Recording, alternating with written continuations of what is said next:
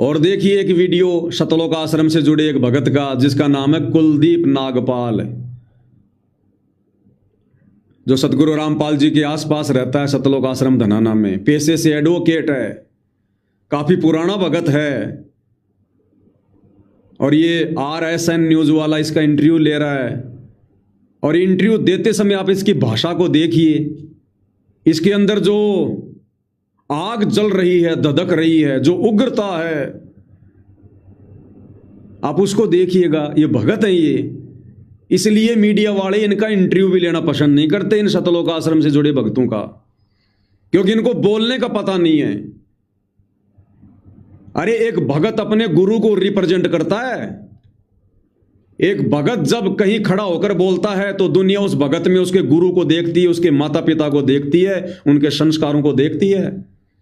और भगत के मुख से निकला कोई भी शब्द सत्संग होता है, सत्संग। इसलिए दुनिया इन सतलोक आश्रम से जुड़े लोगों का इंटरव्यू भी लेना पसंद नहीं करती, क्योंकि बरवाला कांड में सबने देखा है, इनकी जुबान से जहर निकलता है, अमृत नहीं निकलता। जिस बात को प्यार प्रेम से पेश किया जा सकता है, उस बात पे ये मिर्च लगा के पेश करते हैं, आग बबूला होके पेश करते हैं।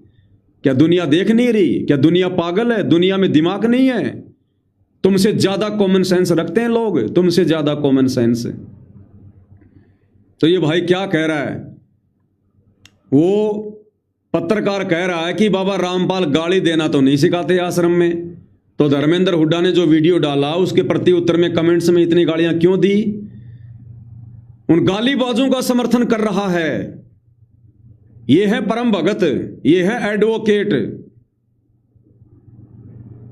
क्या रिप्रेजेंट करोगे तुम इन आश्रमों को? कह रहा है वो जवान है, और कोई हमारे गुरु को इतनी गालियां देगा तो हम क्या करेंगे?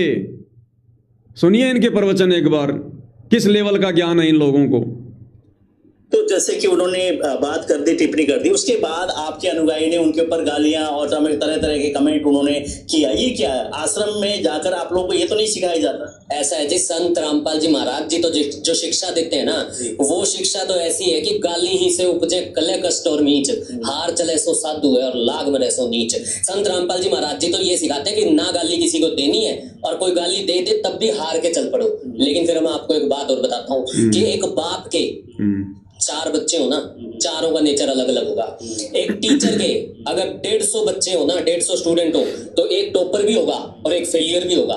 तो भाई साहब संत रामपाल जी महाराज जी के तो 4 नहीं, 150 नहीं, 1.5 करोड़ नहीं, 15 करोड़ शिष्य हैं। तो भाई साहब 15 करोड़ शिष्यों में ऐसे लोग भी हैं जो वृद्ध हैं, ऐसे लोग भी हैं जो मीडियम एज में हैं, ऐसे लोग भी हैं जो युवा साथी हैं। और भाई साहब युवा साथियों का इस तरह की फालतू की बकवास सुन के अगर खून खोल गया, उन्होंने गलती कर दी, उन्होंने गालियां दे दी, तो भाई गालियां उन्होंने पहले थोड़ी दी।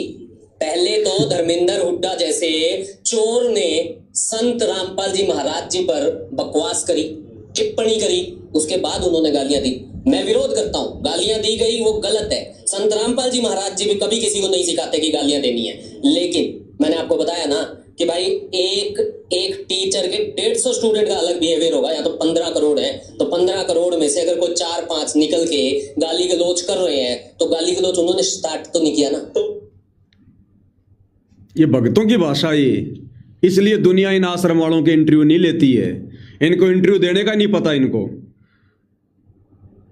सबसे बड़ी तो झूठ बोल रहा भगत होकर भगत के मुंह से सत्य निकलना चाहिए। 15 करोड़ भगत हैं, शकल देखिए कभी तूने 15 करोड़ क्या होते हैं। 1 करोड़ से ऊपर भगत नहीं है संत रामपाल जी के वर्तमान में, और उन 1 करोड़ में भी जो संत रामपाल जी की शिक्षाओं पर चलते हैं 1000 से ज्यादा नहीं है, और वो 1000 केवल सात संगति में जुड़े हुए हैं। तुम तो खाली तोते हो, तोते, रट्टू तोते, भेड़ चाल में चलने वाले, देखा देखी में चलने वाले, जगत भाव में चलने वाले। और क्या कह रहा है कि भक्तों ने थोड़ी पहले गाली दी है। पहले तो गाली धर्मेंद्र हुड्डा ने दी है। धर्मेंद्र हुड्डा पहले किसी का मर्डर कर देगा तो तुम भी करोगे। धर्मेंद्र हुड्डा किसी की बहन का बलात्कार कर देगा, तुम भगत भी उसकी बहन का बलात्कार करोगे। ये भक्तों का व्यवहार है, ये भक्तों की भाषा, ये कि पहले उसने किया ये तो छोटे छोटे बच्चे होते हैं ना 5-10 साल के, जो आपस में खेलते खेलते वो लड़ने लग जाते हैं। वो क्या करें ये बात है कि नहीं नहीं पहले इसने मारा मेरे को, नहीं नहीं पहले इसने मारा मेरे को। अरे तुम भगत हो, तुम किस मुंह से अपने आप को संत रामपाल जी के भगत कहते हो? तुम तो नकली संतों के भगत कहलाने के भी योग्य नहीं हो। तुम क्या जाहिर कर रहे हो ये बात बोल के कि पहले धर्मेंद्र हुड्डा ने गाली दी? अरे वो तो अनजान है, नादान है, वो भगत नहीं है। लेकिन तुम उसके पीछे चलोगे क्या? कल को कोई गू खाएगा, तुम आश्रम वाले भी गू खाओगे क्या कि पहले उसने खाया था इसलिए खा लिया हमने? दिमाग नहीं है तुम्हारे अंदर? ये शिक्षा दी है तुम्हारे गुरु ने तुम्हारे को? कुतिया चोर, कितना जोश में आके बोल रहा है, कुतिया चोर। और तुम सतलोक आश्रम बरवाड़ा में दान पेटियों से दान चोरी करते थे, तुम कौन से चोर हो? अंत में तुम लोगों से दुखी होकर संत रामपाल जी ने अपने हाथ में पैसा लेना शुरू कर दिया था। सतलोक आश्रम बरवाड़ा में लाखों लाखों की चोरियां करते थे।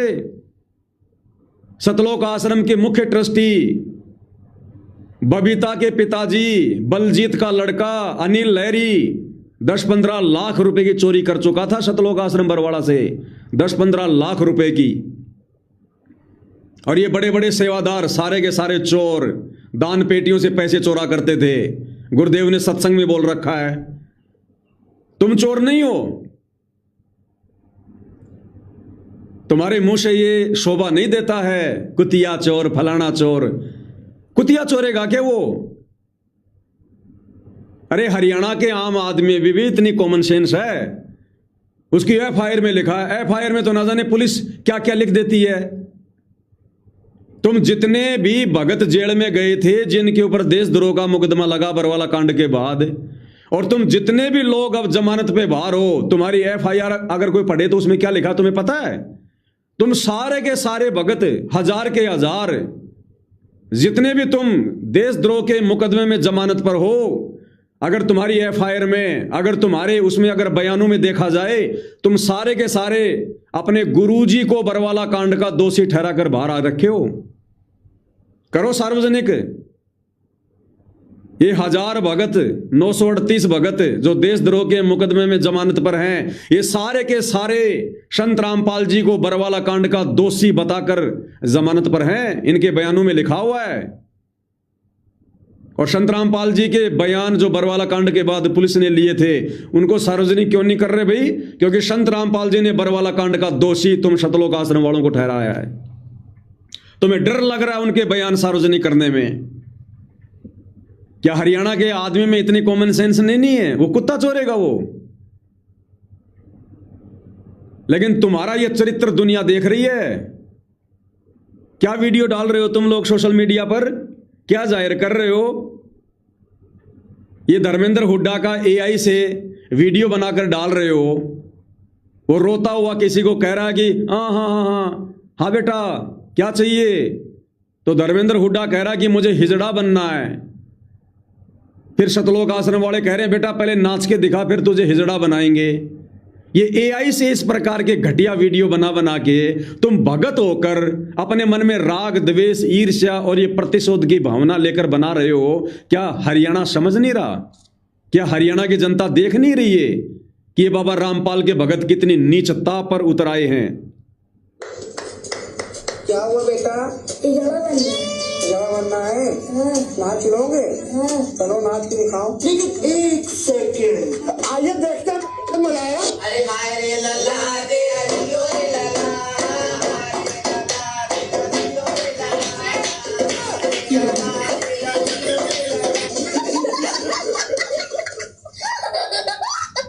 तेरे इश्क में पागल हो गया। क्या क्या है ये भक्तों के लक्षण है क्या? इसलिए दुनिया संत रामपाल जी से नफरत करती है। तुम लोगों के व्यवहार को देखकर दुनिया सोचती है बाबा रामपाल भी ऐसा ही होगा। अरे धर्मेंद्र हुड्डा ने असल में यदि कोई गुनाह कर रखा होगा ना, तो तुम्हारे इस प्रकार के नकली वीडियो देख देख कर जो आरोप तुम लगा रहे हो झूठे, हरियाणा की आम जनता यदि उसने कोई वास्तव में यदि उसने कोई जुर्म किया होगा ना, दुनिया उसको भी सही नहीं मानेगी कि ये बाबा रामपाल के भगत तो एआई से बना बना के डालते हैं, एआई से बना बना के। अरे कॉमन सेंस में नहीं है तुम्हारे अंदर, कॉमन सेंस भी। बाबा रामपाल की एक भी शिक्षा का असर नहीं हुआ तुम्हारे ऊपर। ये प्रतिशोध की भावना है, ये झूठ नहीं है तो क्या है? वो धर्मेंद्र हुड्डा किसी के पास में गया था वो कि मेरे को हिजड़ा बना दो? नालायको, तुम क्या पेश कर रहे हो समाज के सामने? दुनिया सब देख रही है। अब तुमने एक वीडियो बना के डाला, धर्मेंद्र हुड्डा के समर्थक 50 वीडियो बना के डालेंगे बाबा रामपाल के बारे में, जो लड़कियों के बीच में बैठा होगा, नाच रहा होगा, ऐसे ऐसे वीडियो बना के डालेंगे। और उन वीडियो को जनता सही मानेगी, क्योंकि तुम लोगों ने बरवाला कांड के माध्यम से ऐसा ही किया है।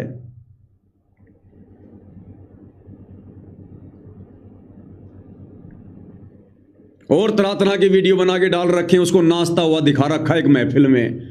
धर्मेंद्र हुड्डा एक महफिल में लड़कियों के सलवार जम्फर पहनकर नाच रहा है, मुजरा कर रहा है। इन सतलोक आश्रम वालों ने बनाया है यही से।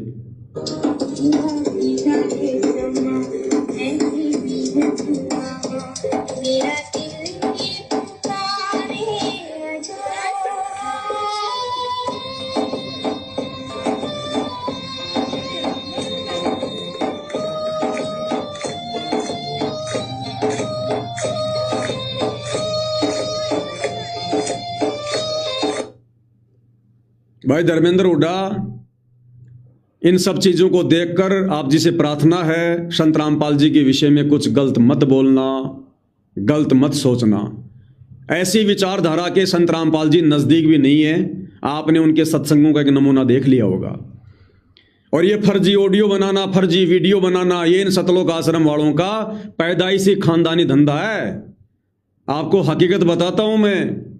जब बाबा रामपाल जी 11 साल जेल में थे, उनके जेल में रहते 37 लाखों की संगत को मूर्ख बनाते हुए इन लोगों ने ना जाने बाबा रामपाल की एआई से कितनी नकली ऑडियो बनाई है, कितने नकली वीडियो बनाए हैं, जिनमें बाबा रामपाल ज्यादा से ज्यादा दान धर्म करने का आदेश दे रहे हैं कि बढ़ चढ़ के जो है दान करो।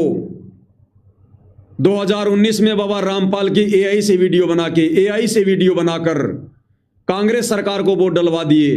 2024 में बाबा रामपाल की एआई से ऑडियो वीडियो बनाकर इन्होंने बीजेपी का समर्थन करवा दिया। जबकि आज आप सब देख रहे हो बाबा रामपाल धनाना आश्रम में आकर राजनेताओं को कह रहे हैं कि मेरा राजनीति से कोई लेना देना नहीं है, हम धर्म नीति से चलते हैं, आप लोग भी राजनीति छोड़ दो। क्या वो बाबा रामपाल जेल में बैठकर और राजनेताओं की चमचागिरी करवाएगा? उनके सत्संग अगर आपको सुना दूं राजनीति को लेकर, आप जी दंग रह जाओगे। इस हिसार जेल जाने से पहले, बरवाला कांड से पहले राजनीति को लेकर बाबा रामपाल जी के क्या विचार रहे हैं, अगर आप सुन लोगे तो दंग रहोगे। ये सारे घटिया कर्म उनके परिवार ने किए हैं, ये राजनीति वाले, संगत को मूर्ख बना बना के। अब बाबा रामपाल जी क्या कह रहे हैं राजनीति को लेकर, एक बार सुन लो ध्यान से। सबसे बड़ा हानि का सौदा है जो राजनीति में जाते हैं, वो अपना जीवन नाश करते हैं। भक्त को राजनीति के आसपास भी नहीं जाना चाहिए।